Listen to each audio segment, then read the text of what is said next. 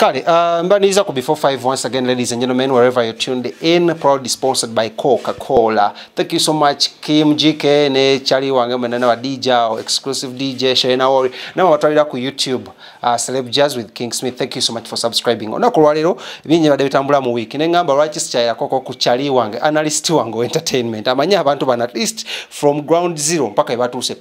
Mukulu Jose Chameleon yakubye omukulu amanyiddwa nga producer BWABA. Yamukolera oluyimba lw'abaaliwa claiming amuno yamuwa hit yamukomyawo engulu simanyi bakamyoni ali agudu batata gudde bintu binye bizibe yapeni mu industry nya atubitunemuko onaku lweggulo mwana mulenzi Chameleon bamwise mu anti corruption court ku motoka era digibawa yayogeddeko je mbu yamuwebwa bwebe lero nchaide ISMA OLAXES. Assalamu alaikum. Wa alaikum assalam. Ogamba otya? Kajendi sebo. Jobulidde? Nga mwendi sebo. Otunuko omusajja omuwombeefu oli muwombeefu? Yeye ndi musajja muwombeefu. Ndi musajja muwombeefu mugoberezi wa mateeka.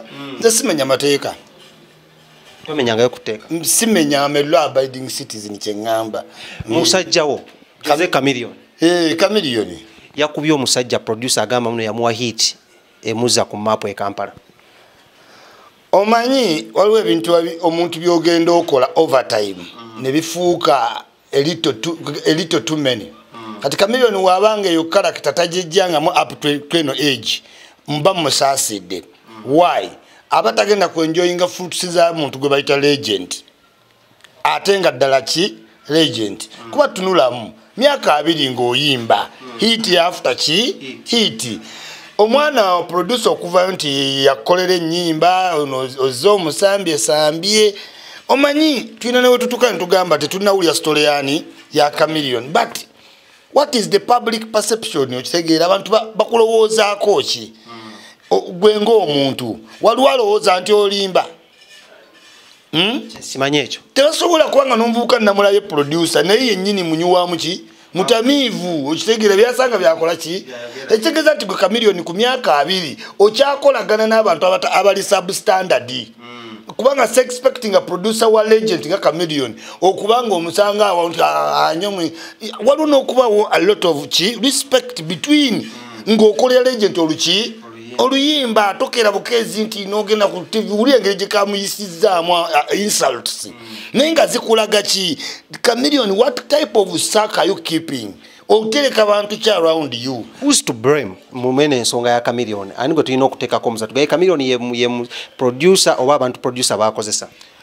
No, Chameleon ku kitiibwa kye kyonna kivaayo nekikola ki nekikakkana ku ye kyotegeeza kubanze nze ndabye Chameleon ebbanga ddene producer BWABA mumanyi nali mulabyeko naye okugaa nti yakolera ennyimba ne bakuwa emmotoka ate tosasula ku myaka ya Chameleon gy'oyimbidde nga tosasula otya ng'ate n'abayimbi bakolera oluyimba for free such that bayanga artists bonna bajja bakola ki baddukira ye baproducer kubedda ekyo kye bakola ki akolera Bebekulu engoma ey'amaanyi waya hakati baliwo abaana abato bonna ne bajja nga bamugamba ani yakoledde ani kati bo bajjako ki akasente ky'omukolera obwedde tekyandibadde kikulu naye what is your image?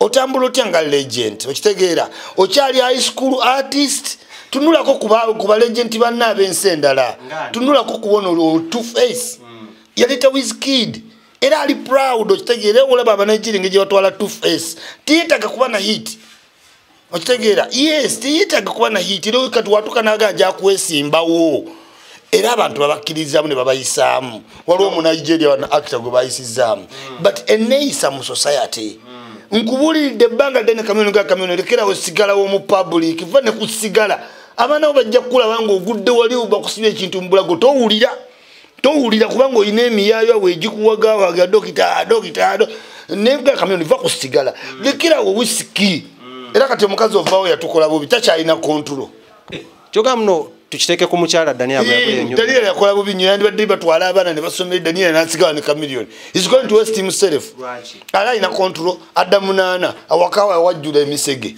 naye ina manager omukyala kati manager kati omukyala yatukoledde ki era oyo bamugobe agende akoze mulimu ki Chameleon cannot be controlled ng'omukazi we taliiwo already abadde muzibu nga n'omukazi gwaki waali okiwulira anywa whisky n'atabuka omutwe namugamba dda va ku whisky Chameleon va ku sigala mwana gwe Isa kambuuzemu kino kirekawo ekifaananyi kya Chameleon eri abantu ne road mayorship. Ekifaananyi kibi kinayagala kwesimba ku bwa meya gwe ani anaakulonda tewali n'ogu teweetawanya Lukwago omulaba alinga mu kiragwa kapa akola atya ne bw'omulinnyako bamunyiga era n'asigala nga ejjego bakola ki bamunyiga n'akola atya naye nga kusayata wonna eri kuki kuye alina sigala hambo Lukwago kuba amanyi obwa meya kyeki